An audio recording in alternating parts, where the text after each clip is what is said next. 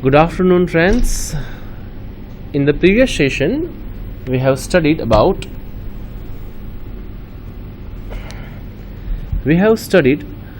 the support reaction. We studied how to calculate the support reaction for a simply supported beam, cantilever beam, and overhanging beam. So now in this session, we are going ahead with the next part, that is how to draw shear force and bending moment diagram. Let us be understood over here in this session. The objectives of this session: we learned in the previous session about the types of supports, types of beam, specifically statically determinate beam, explain the types of loads. We had solved many numericals to find out the support reaction. Let us revise these things within the 5 minutes so that we can proceed for the next session.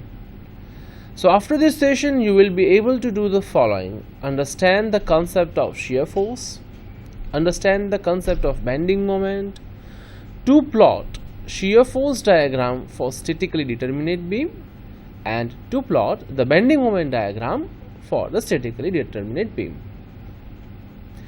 Now let us revise what is beam. So a structural member which is long when compared with its lateral dimension, subjected to the transverse forces so applied as to induce the bending of the member in an axial plane, is called a beam. In short, beam is a structural component which takes the load from the slab and transfers to the column.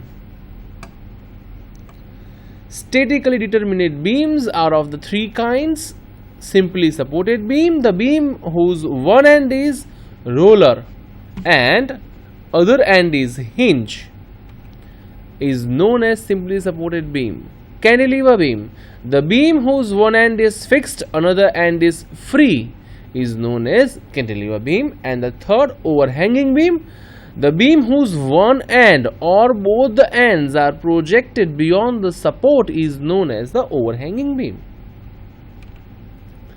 Now next we are going ahead about the shear force and bending moment. When a beam is loaded by forces or couples, stresses and strains are created throughout the interior of the beam. To determine these stresses and strains, the internal forces and internal couples that act on the cross section of the beam must be found out. These internal quantities are shear force and bending moment. Let us revise once again. On a beam or any structural component subjected to external load, we have studied broadly the 4 kinds of load. First is concentrated load, second is uniformly distributed load, third is uniformly varying load, and fourth is couple.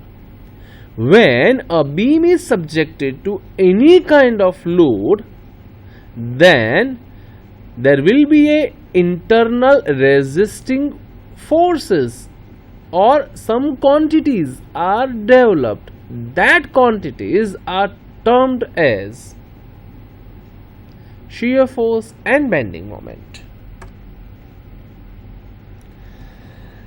Let us be understood over here. This is a beam configuration, any kind of beam subjected to a combinations of loads. Now if I will break it out this beam at any section, the left portion which has been shown over here, you can visualize over here that on this left part at this junction, internal resisting forces are developed. These internal resisting forces are termed as shear force and bending moment. This force is nothing but shear force, and this moment is known as the bending moment. The force which creates the shearing effect on a beam is known as shearing force. The moment which creates the bending effect on beam is known as bending moment. So how we will define the shear force technically?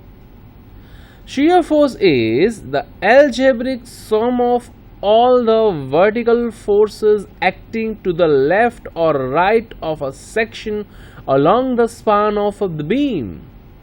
Once again I will repeat, it is the algebraic sum of all the vertical forces acting on left or right of the section. We will understood these definitions repeatedly when we are going to solve the numericals. What is bending moment? Bending moment is the algebraic sum of the moment of the forces to the left or right of the section. So precisely it is the algebraic sum of the moments, maybe on the left part or maybe on the right of the section. Sign convention will be used over here, carefully visualized. This is the beam. If I will cut the beam at any section will divide into two parts, left part and right part. If the force acting on the left is upward or the force acting on the right downward, which is treated as positive. I'm going to explain over here. This is my beam. Take it assuming as I simply supported. I will take a section over here. So if I will take a left part, this is my figure, and if the shear force acting over here is upward, then this sign convention is treated as positive, or vice versa.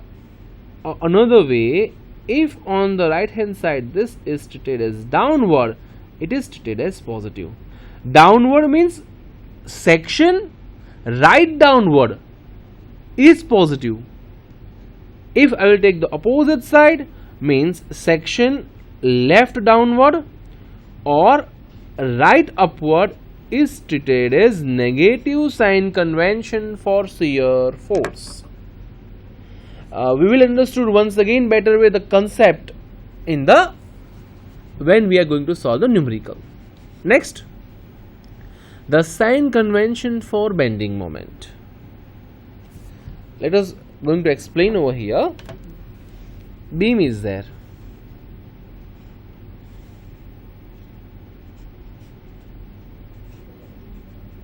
Let us take a section over here XX. Then on this section XX, if left having a moment of clockwise nature, another word or, I am always using the word or.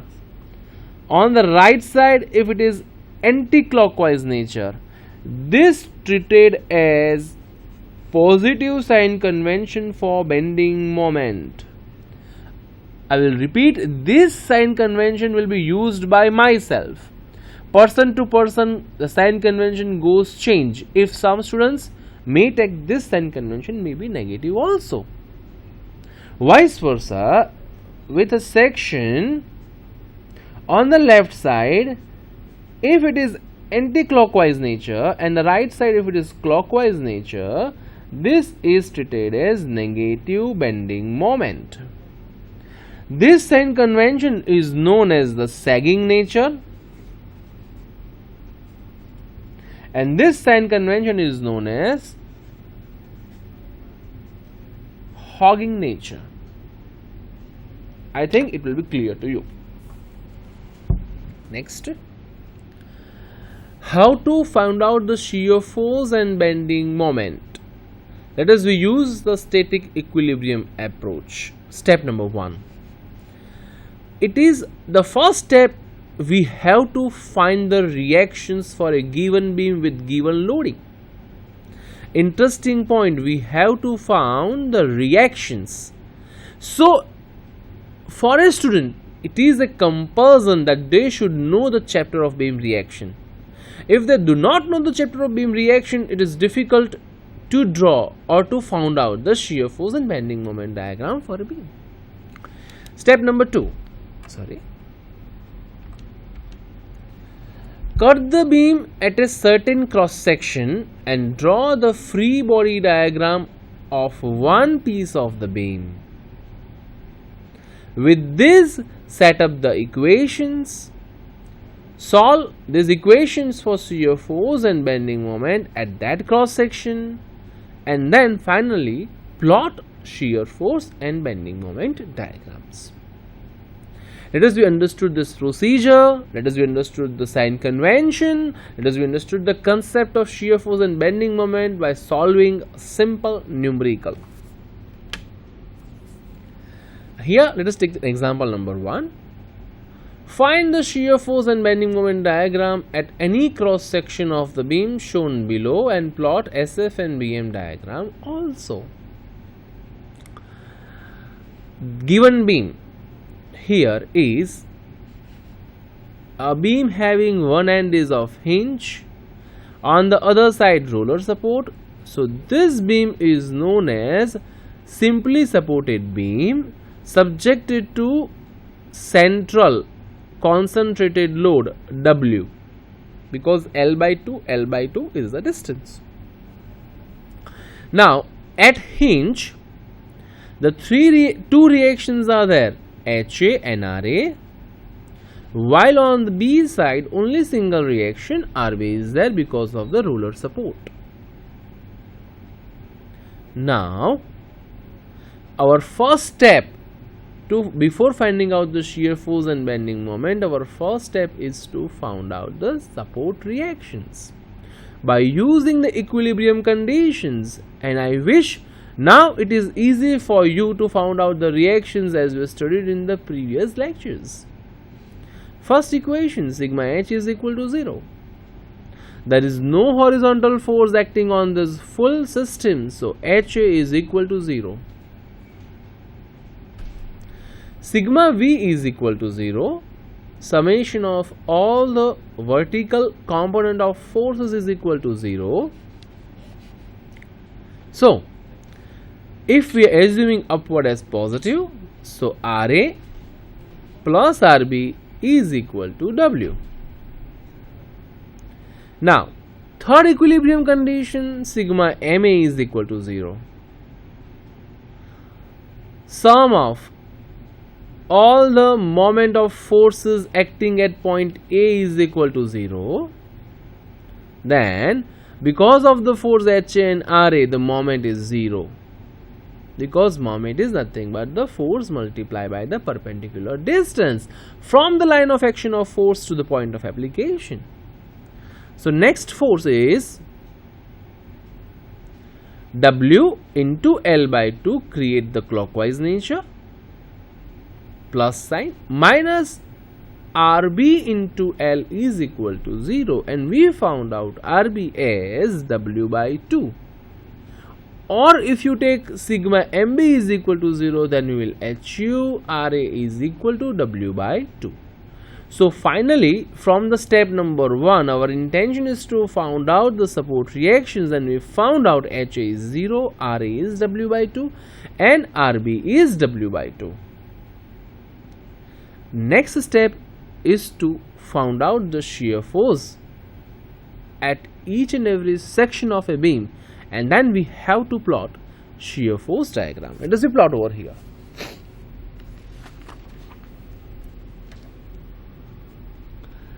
Given beam is of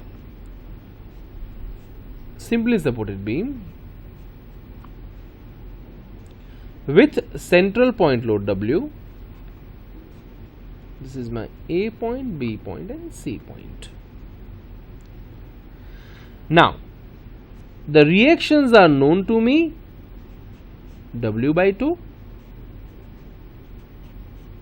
W by 2. My intention is to plot the shear force diagram for this particular beam. So now let us we take a section between A and C, XX. So what happens at this section XX? So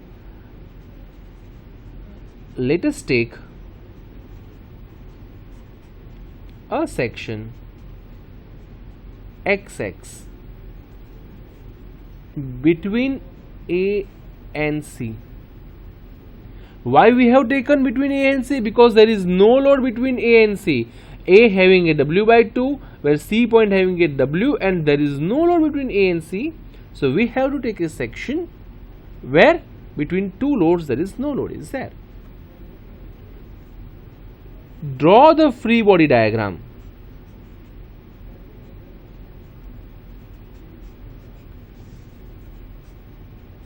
And let us find SFXX. Yes, what happens? What is shear force? Shear force is defined as algebraic sum of the forces to the left or right of the section. Here we have taken the left part. So what is the summation of algebraic summation? Only one force is acting.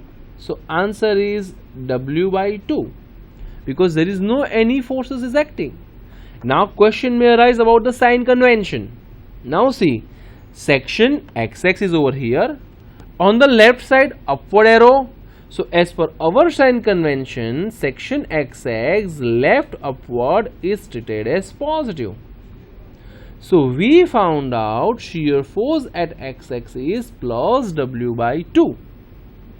Now if I will take my section between A and C anywhere, if I will take a section over here or over here or over here, or maybe over here, any over here, or just left of this C point, my answers remains unchanged, that is W by 2, because there is no any other forces is acting. Means between A and C my shear force is plus W by 2. I think it will be clear to you.